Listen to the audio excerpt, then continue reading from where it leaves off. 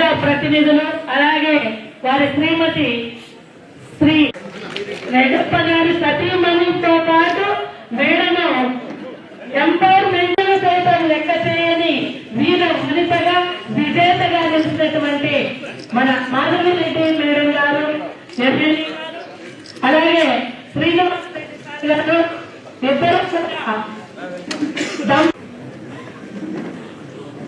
వేణుగోపాల్ రెడ్డి గారు contingency employees union నుంచి వారిని వేదికకు ఈ సమావేశాన్ని ప్రార్థనా గీతంతో ప్రారంభించుకుందాం. ప్రార్థనా గీతం.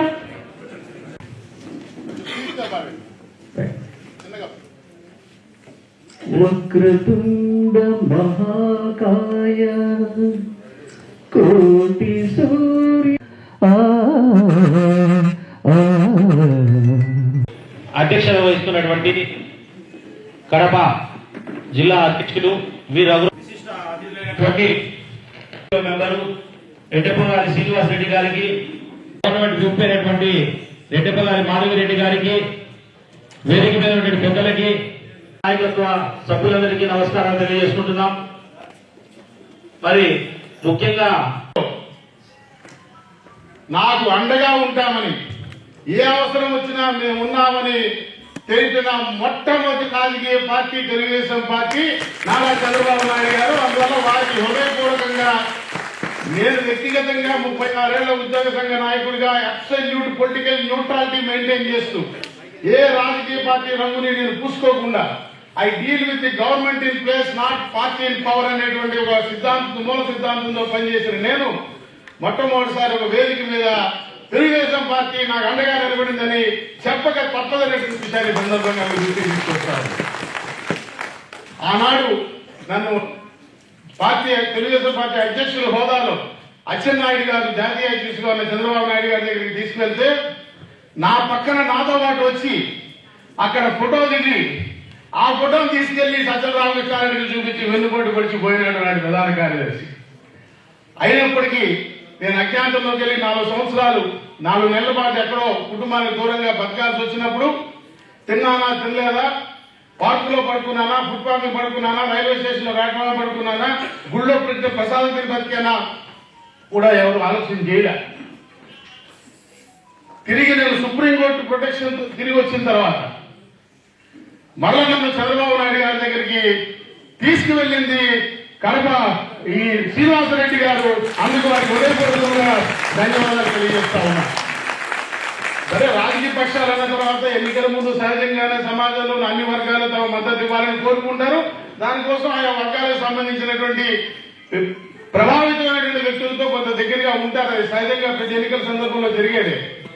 అదే రకంగా నన్ను కూడా హ్యాండిల్ చేయిస్తూ ఉండొచ్చు. కానీ అంతకు మించిన ఒక వ్యక్తిగత ఆప్యాయత నా పట్ల శ్రీనివాసరెడ్డి గారి కుటుంబం ప్రదర్శించినందుకు వారికి ధన్యవాదాలు తెలియజేస్తా ఉన్నా.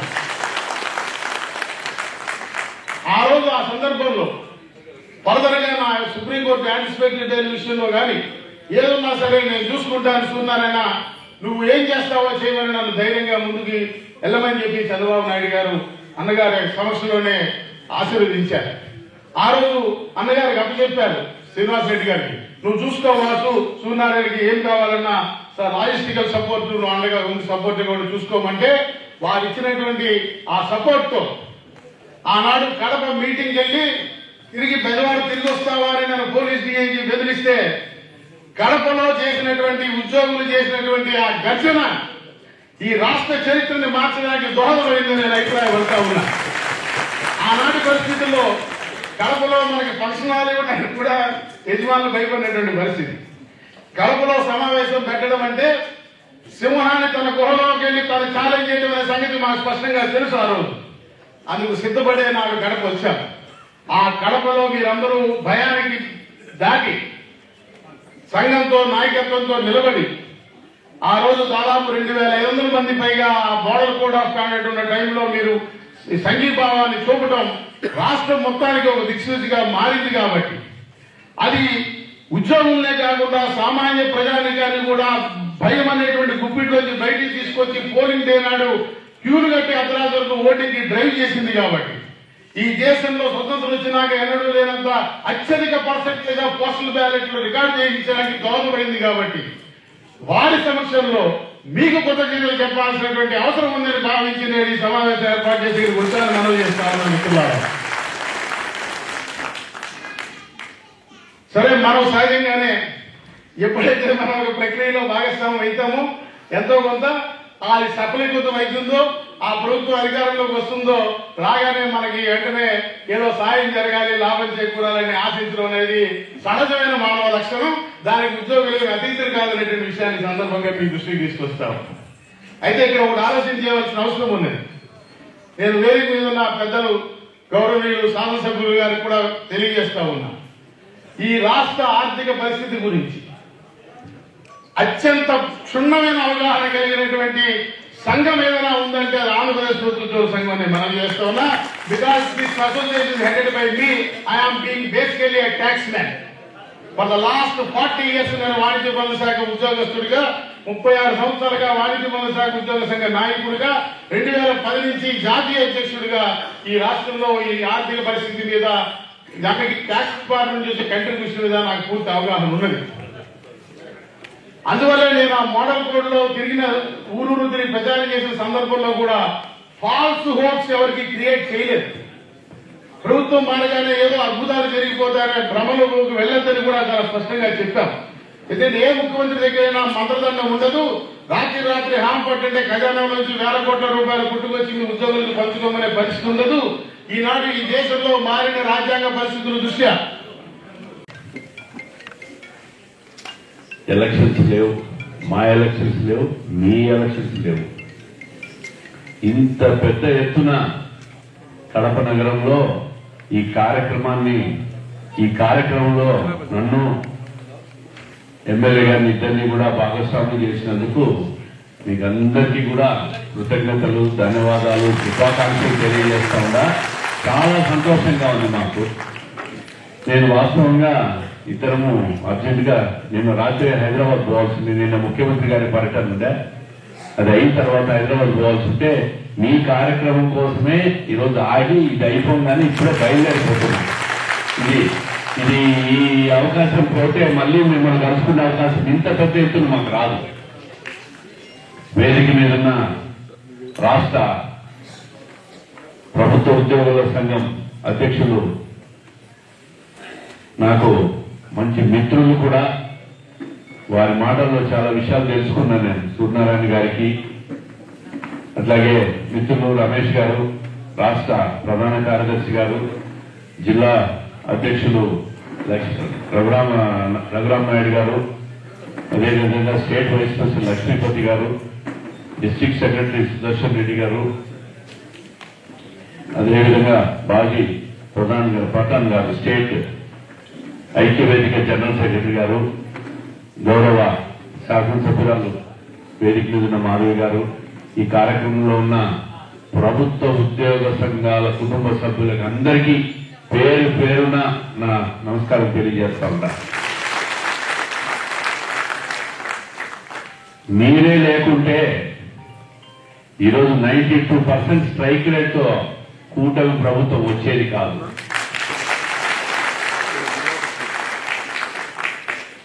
తన్నే గాడిదలు తెచ్చుకున్నారు, పాలిచ్చి ఆవును పోగొట్టుకున్నారు 2019లో.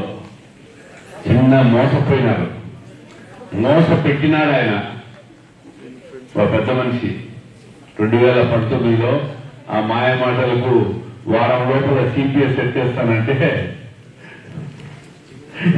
వారం లోపల ఎత్తేస్తాను అనుకొని అందరూ కూడా భ్రమలేకపోయినారు.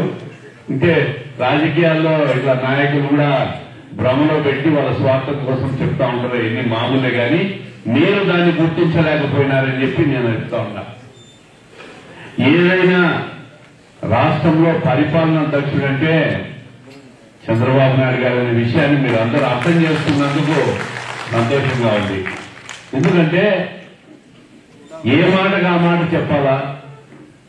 గత 5 సంవత్సరాల్లో 5 సంవత్సరాలు కాదు 10 సంవత్సరాలు వెనక్కి పోయి రాష్ట్రం విడిపోయిన తర్వాత ఒకసారి పరిస్థితి చూస్తే 14లో విడిపోయిన రోజు లోటు బడ్జెట్ అప్పుల్లో ఉన్న రాష్ట్రాన్ని 5 సంవత్సరాలు కూడా ఎక్కడా నొప్పి కలిగించకుండా ప్రభుత్వ ఉద్యోగస్తులు 1వ తేదీ జీతాలు వచ్చిన మాట వాస్తవం కాదని అడుగుతా ఉన్నా. మరి 19 తర్వాత ఆ పరిస్థితి ఉందా అని అడుగుతా ఉన్నా. ఎక్కడ చూసిన అరాచకం, నాశనం, ప్రశ్నిస్తే కేసులు పెట్టడం, లోపలేయడం, ప్రభుత్వ ఉద్యోగస్తులను కూడా లోపలేయడం, హరాస్ చేయడం, మాట్లాడేదానికి కూడా ఒక భయానక వాతావరణాన్ని సృష్టించి మనకెందుకు లేని ప్రతి ఒక్కరు కూడా ఏ వర్గానికి ఆ వర్గం ఇంట్లో కూర్చుండే పరిస్థితికి వచ్చింది. ఆ పరిస్థితుల్లో ప్రజలందరూ కూడా అర్థం చేసుకుని ఇంకా లాభం లేదు, అన్ని విధాలుగా అన్ని వ్యవస్థలు కూడా నాశనం అయిపోయినాయి రాష్ట్రంలో, ఇంకా మళ్ళీ అవకాశం ఇస్తే ఆంధ్రప్రదేశ్ ఒక శ్మశానం మాదిరి తయారవుతుందని చెప్పి ప్రజల్లో ఆలోచన నుంచే అంత పెద్ద వేవ్ క్రియేట్ అయ్యి కూటమి ప్రభుత్వానికి 164 స్థానాలు వచ్చినాయి. ప్రజలు నిజంగా విఘ్నులుగా వ్యవహరించిన ఆంధ్రప్రదేశ్ ప్రజలు, దాంట్లో వాళ్ళు వ్యవహరించే దాంట్లో వాళ్లకు దిశానిర్దేశం చేసే దాంట్లో సైలెంట్ గా మీ పాత్ర ఎంత పెద్దదో మాకు తెలుసు. అందుకే చంద్రబాబు నాయుడు గారు కూడా ఎప్పుడు కూడా ప్రభుత్వ ఉద్యోగస్తులతో మాట్లాడినప్పుడు కొన్ని వాస్తవాలు మాట్లాడినా అది నొప్పిగా అనిపించినా అవి వాస్తవాలు, దాన్ని అర్థం చేసుకోవాలి.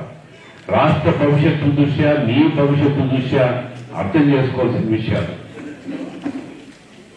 నాకు మొదటిసారి సూర్యనారాయణ గారు పరిచయం అయినప్పుడు వారి కష్టాలు, మీకోసం పడుతున్న బాధలు నేను కళ్ళారా చూశాను. వేరే మిత్రుల ద్వారా నాకు పరిచయం అయ్యారు. ముఖ్యంగా అప్పుడు పార్టీ అధ్యక్షుడు చంద్రబాబు నాయుడు గారు తీసుకోవాలంటే హైదరాబాద్ లో, విజయవాడలో కలవలేనన్నాడు. ఆయన మీద కూడా కేసులన్నీ పెట్టి హరాస్మెంట్ చేశారు. చాలా కేసులు లాస్ట్ సుప్రీంకోర్టులో పోయి రిలీఫ్ తీసుకోవాల్సి వచ్చింది. ఒక సామాన్య ప్రభుత్వ ఉద్యోగస్తుని ఇంత భయంకరంగా హరాస్ చేసిన అవసరం ప్రభుత్వానికి కానీ ప్రభుత్వాధినేతకు కానీ ఉందా అని అడుగుతా ఉందా. ఏదో మాలాంటి నాయకులు అంటే మేము ప్రతిపక్షంలో ఉన్నాం, మమ్మల్ని కేసులు పెట్టచ్చు, లోపలేయచ్చు, పెద్దగా ఉండదు. సామాన్య ప్రభుత్వ ఉద్యోగస్తులను కూడా వాళ్ళ హక్కుల కోసం పోరాడే వాళ్ళని కూడా ఈ విధంగా హరాస్ చేస్తా ఉంటే చంద్రబాబు నాయుడు గారి దగ్గరికి హైదరాబాద్ లోనే కలుస్తానంటే హైదరాబాద్ ఇంటికి 2-3 సందర్భాలు తీసుకొని పోయినాను. ఆయన ఒకటే చెప్పాడు, సుప్రీంకోర్టులో కేసు ఉందంటే కూడా ఆ విషయం కూడా నేను ఎవరికి చెప్పాలనో అడ్వకేట్ తో మాట్లాడతాను, మీకు ఖచ్చితంగా రిలీఫ్ వస్తుందని చెప్పి నా ముందే చెప్పి ఈ ఆయన చేసే పోరాటానికి అన్ని రకాలుగా లాజిస్టిక్స్ ఇవన్నీ కూడా నువ్వే చూసుకో, అరేంజ్ చేయని చెప్పి మొదటి మీటింగ్ కూడా ఆయన కడపలో ఆర్గనైజ్ చేశారు. రమేష్ గారు నాతో నిత్యం ఎలక్షన్స్ టైంలో కూడా నాతో టచ్ లో ఉన్నాడు, వాళ్ళ ఆర్గనైజేషన్ టచ్ లో ఉన్నారు. మీరందరూ కూడా కడపలో ముఖ్యంగా అందరూ సహకరించారు కాబట్టి మీ సహకారంతోనే ఈరోజు మాధవి గారు ఎమ్మెల్యేగా కడప నుంచి గెలిచారు. ఈ విషయాన్ని మేము ఎప్పుడూ గుర్తుపెట్టుకుంటాం. మీ వ్యవస్థ కోసం, మీ వ్యవస్థలో లోపాలు సరిదిద్దేదానికి, మీ వ్యవస్థలో అవసరాలను ప్రభుత్వ దృష్టికి తీసుకుపోయేదానికి, పార్టీ దృష్టికి తీసుకుపోయేదానికి కూడా ఎమ్మెల్యేగా తాను, పాలిట్ బ్యూరో సభ్యుడిగా, పార్టీ అధ్యక్షుడిగా నేను నిరంతరం ముఖ్యమంత్రి గారి దృష్టిలో పెడతాం. ఎట్టి పరిస్థితుల్లో మీ హక్కులను కాపాడే విషయంలో మేము కూడా రాజీ పడమని చెప్పి తెలియజేస్తా ఉన్నాం. దాన్ని ఈ రోజు మళ్ళీ కూడా డబ్బు తీసుకొచ్చారంటే ఆయన పరిపాలనా దక్షత, ఉద్యోగస్తుల మీద ఆయనకున్న గౌరవం ఏందో మీరు ఒక్కసారి ఆలోచించాలి. వైజాగ్ స్టీల్ ప్లాంట్ విఎస్పీలో ఎంతమంది ఉద్యోగస్తులు ఉంటారు? కనీసం 15-20 వేల మంది ఉద్యోగస్తులు ఉంటారు. వాళ్ళందరూ కూడా ఈరోజు ధర్నాలు చేస్తా ఉంటారు. అయినా ఎక్కడా మనోధైర్యం దెబ్బతినకుండా ఆమె పోరాటం చేసి ఇంగిళ్ళు తిరిగింది.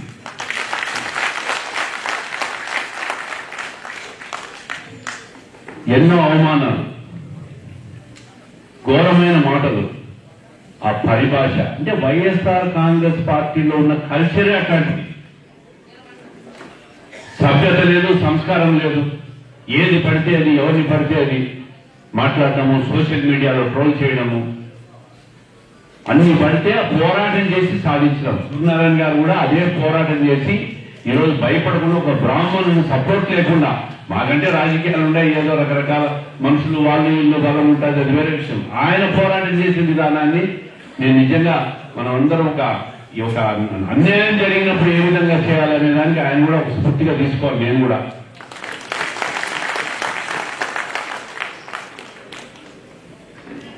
అందుకే ఆయన నాకు వ్యక్తిగతంగా కూడా మంచి మిత్రుడు కూడా అయినాడు అన్ని రకాలుగా. చివరిగా నేను చెప్పేది ఏమంటే, ఈరోజు మీరు మమ్మల్ని ఈ కార్యక్రమంలో నన్ను కానీ మాధవి గారిని కానీ భాగస్వామ్యం చేసినందుకు ఈ సభను మిమ్మల్ని అభినందించే సభగా మేము మలుచుకుంటా ఉన్నాం. మాకు ఓట్లేసి కడప నగరంలో మీరందరూ కూడా ఓట్లేసి ఆమెను గెలిపించి మా కుటుంబాన్ని గౌరవించి నమ్మకంతో చేశారు. వ్యక్తిగతంగా మీకు ఎవరికైనా కడపలో ఉండే వాళ్ళైనా జిల్లాలో ఉండే వాళ్ళైనా ఏ ఇబ్బంది కలిగినా ఏ అవసరం వచ్చినా ఎప్పుడైనా అర్ధరాత్రి మా తలుపు తట్టి మీరు రావచ్చని చెప్పి నేను పిలుస్తా ఉంటా. మాకు ఏ స్వార్థము లేదు, నిరంతరం ప్రజాసేవ చేయడం తప్ప మాకు వేరే అవసరం లేదు, వేరే పని లేదు.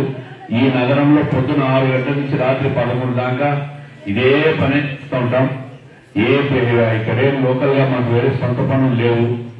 పుట్టినా పెరిగినా మా తండ్రిచ్చిన రాజకీయ వారసత్వాన్ని ప్రజాసేవ అనే దాన్ని కొనసాగించాలా, ప్రజలకు ఏదో చెయ్యాలా, ఈ కడప నగరం హెడ్ క్వార్టర్స్ జిల్లాకు ఈ నగరానికి ఏదో చెయ్యాలనే ఒక ఆలోచన, ఆతృత, ఒక ఆందోళన, ఒక మంచి పని చేయాలనే దానికి మీరందరూ కూడా సహకరించాలని చెప్పి ఈ కడపను మంచిగా తయారు చేసుకున్నామని చెప్పి మిమ్మల్ని అందరినీ మనస్ఫూర్తిగా కోరుకుంటూ మీరు గెలిపించిన దానికి ప్రత్యేకంగా ధన్యవాదాలు తెలియజేసుకుంటూ ఈ కార్యక్రమంలో మమ్మల్ని భాగస్వామ్యం చేసే అదృష్టం మాకు కల్పించినందుకు సూర్యనారాయణ గారికి, రమేష్ గారికి, నూతనంగా ఎన్నికైన రఘురామనాయుడు గారికి, అధ్యక్షుల గారికి ప్రత్యేకంగా శుభాకాంక్షలు తెలియజేసుకుంటూ ప్రతి ఒక్కరూ తప్పనిసరిగా యూట్యూబ్లోకి వెళ్ళి కడప వార్తను లైక్ చేయండి, సబ్స్క్రైబ్ చేయండి. ఇట్లు మీ జి రమణయ్య, ఎడిటర్, కడప వార్త.